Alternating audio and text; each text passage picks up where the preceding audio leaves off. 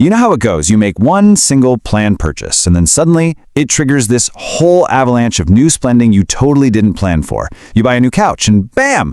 Next thing you know, you're redecorating the entire living room. Well, listen, this isn't some failure of willpower on your part. It's actually a really powerful psychological trap called the Diderot Effect, and we're about to break down exactly what it is and how it works. Okay, let's just imagine a scenario. You're walking around, minding your own business. Your current phone, it's fine. I mean, sure, the battery life is kind of meh, and there's a little crack in the corner, but hey, it works. It gets the job done. But then you see it, the shiny new model, and your brain just starts spinning, right? You start convincing yourself you need the upgrade.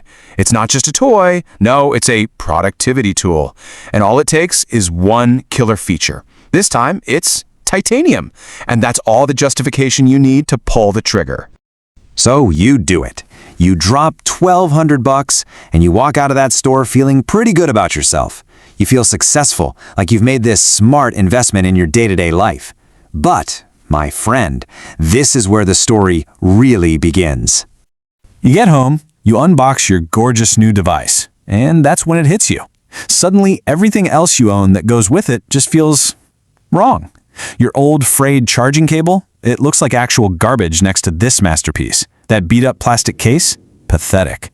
The sheer quality of this one new thing has instantly made everything around it feel totally inadequate. And so it starts. The little, seemingly logical follow-up purchases. You gotta have the new MagSafe charger, right? That's $40. And you can't put a cheap case on a titanium phone. That's just criminal. So you get the nice leather one for $60. And oh yeah, to get the full experience, you absolutely need the new AirPods Pro. There's another $250. And just like that, almost without you even noticing, your single, carefully considered $1,200 purchase has ballooned into something way, way bigger.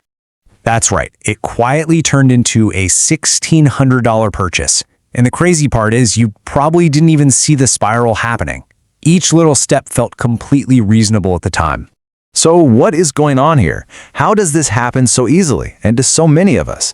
This isn't about being bad with money. No, this is a psychological chain reaction, a really well-documented effect that is a surprisingly fascinating origin story. To really get this, we've got to go back in time, way back, to 18th century France, actually. We're about to meet the philosopher who first wrote about this exact trap, and it was all because of a beautiful scarlet robe he was given as a gift. So let's dive into the story of Denis Diderot. Okay, so here's how it all went down.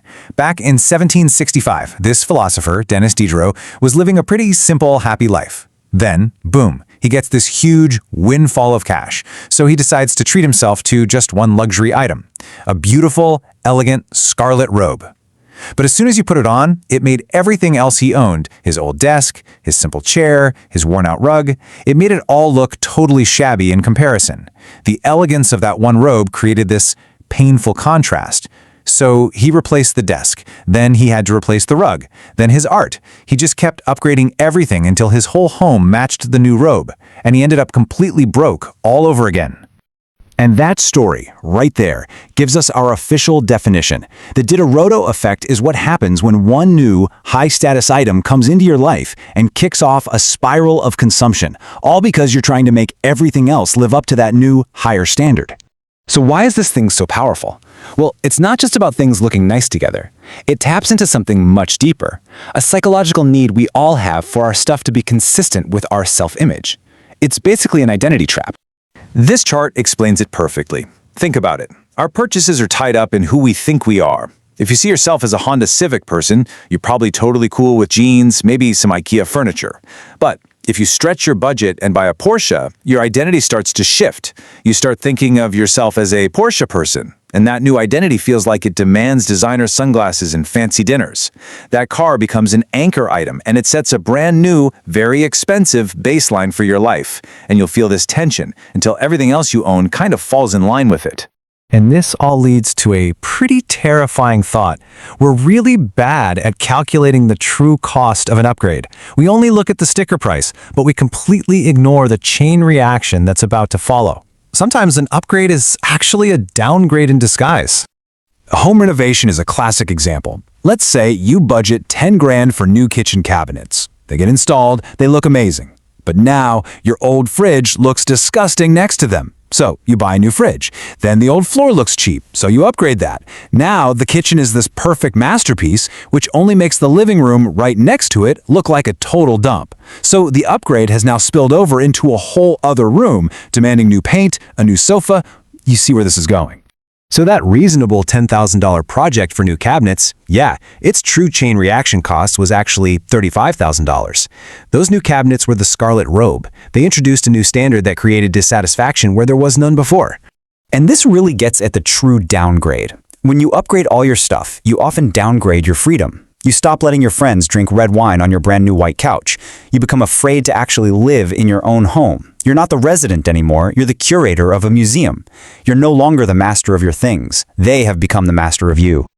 Okay, so this sounds pretty grim. How do we break the cycle? The good news is you can.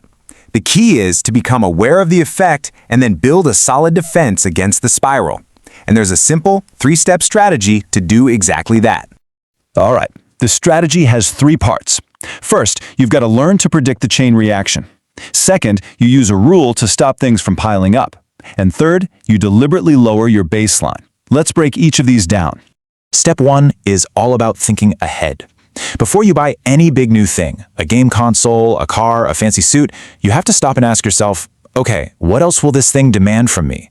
A new PlayStation 5 isn't just the cost of the console, it demands a 4K TV, extra controllers, online subscriptions. Don't just look at the sticker price, you have to calculate the full system cost. If you can't afford the whole system, you can't afford that first item. Next up, step 2. Use the buy one, give one rule. The Diderot Effect loves it when we accumulate more and more stuff. So, by forcing yourself to get rid of an old item every time a new one comes in, you put a cap on your inventory. You buy a new pair of sneakers, an old pair gets donated. Simple as that. This keeps you in the mindset of being a user of your things, not just a collector. And finally, strategic downgrading. Honestly, this is the most powerful move of all. You deliberately choose anchor items that are more humble than what you could technically afford. Maybe you drive a slightly older car or wear a simple watch. See, when your most visible possessions are humble, there's absolutely zero pressure to make everything else match. You create a low-maintenance identity for yourself, and that gives you an incredible amount of financial and personal freedom. Which brings us right back to Diderot, who just summed it all up perfectly with this one quote. The goal isn't to never own nice things. The goal is to make sure that you own them and they don't end up owning you.